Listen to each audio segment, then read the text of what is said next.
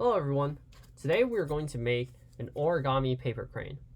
As you may or may not know, origami is Japanese art that folds paper into objects, and paper cranes are one of the most famous origami pieces, as it represents good luck and speedy recovery in Japanese culture. As final seasons are upon all of us, I thought everyone needed an extra bit of luck that they could get, so here's a tutorial on folding origami cranes. Now, before we begin, today's folding methods are from origami.me, a website, and also Origami Tanami's YouTube channel. So go check them out if you want to learn more about origami. Now that we got that out of the way, let's begin folding. So to begin with, we need a piece of paper as well as scissors. Now the scissors aren't really necessary, you just need them to trim the paper into a square piece of paper. So if you have a square piece of paper, you wouldn't need scissors at all. So what I have here are engineering paper. I have engineering paper because I need prayers with my engineering final exam. Feel free to do this with any homework from any classes that you're struggling with. What we're going to do first is we're going to trim off the hole punches. So we would just cut that off.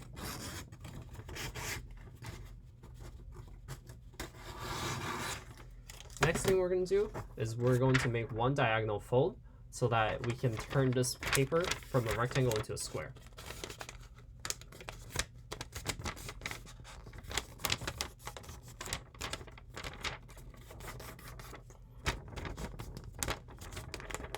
Okay. Once you have folded it up nicely, we're going to cut out the bottom piece.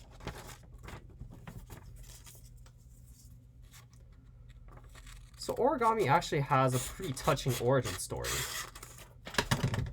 The origin story of the origami paper cranes was actually popularized by the story of Sadako Sasaki, a Japanese girl who was 2 years old when she was exposed to atomic bombing in Hiroshima during World War II. Before I continue with the story, we're gonna make a few more folds. So now that we have folded it up like this, we're gonna make one more fold along itself.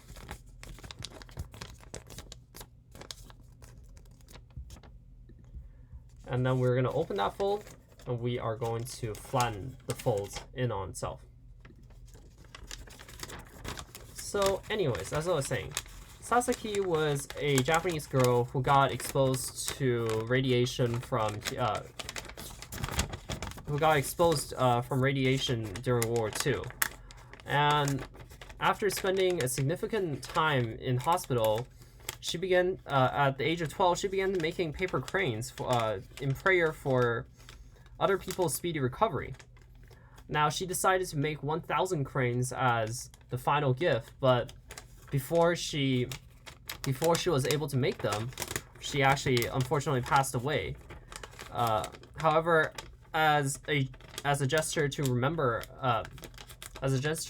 her, her classmates decided to finish the rest of her cranes before she got too weak to fold the rest of them. Now, this version was soon popularized by her friends and family, and eventually this became the origin for why 1,000 cranes was decided as the speedy recovery in Japanese culture.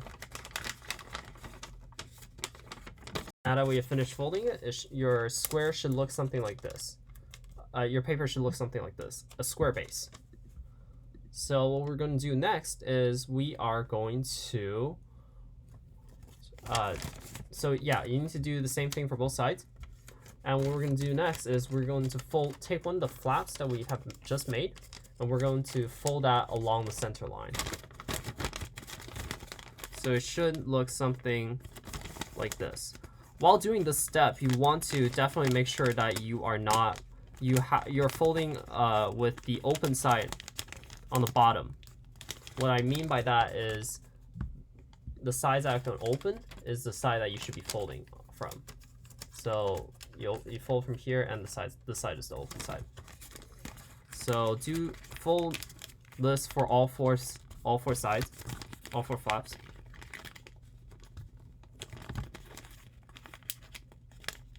Okay.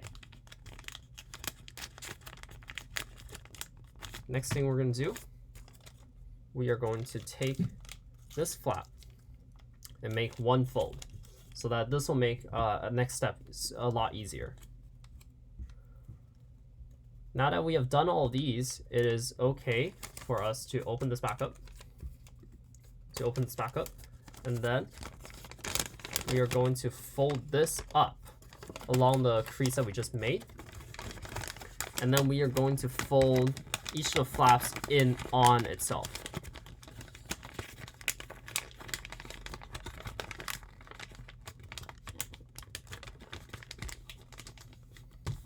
So now the paper will look like this. So essentially what I did was I opened it up, I folded it up, and then you fold the sides in. Just like that.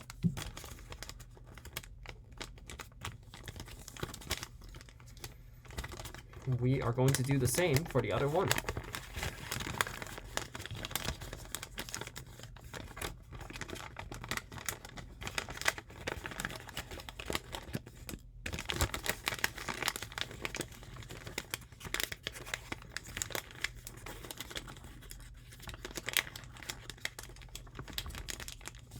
Okay, next thing we're going to do is we are going to fold each of the sides, each of the flaps back on itself.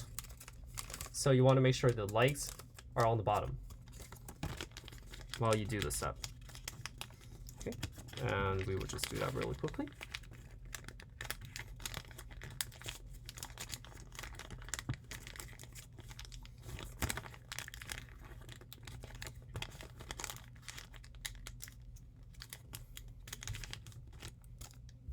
Okay, now that the legs are all folded on itself, we are ready to, we are almost done with the fold actually.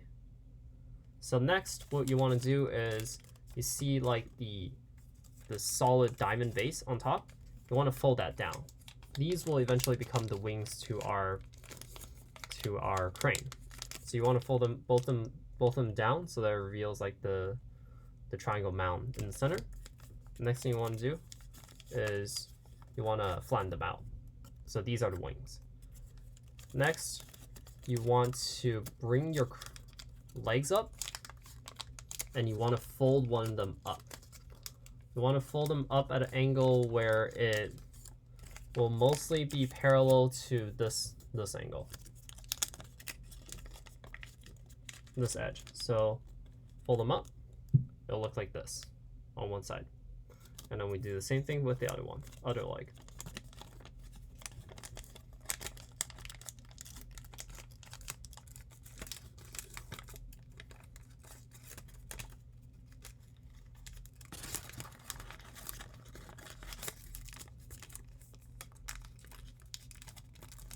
One second. If you struggle with the folding at any point, don't panic. It is fairly normal for some paper folds to be a little bit tougher. You just have to be patient and then fold it through.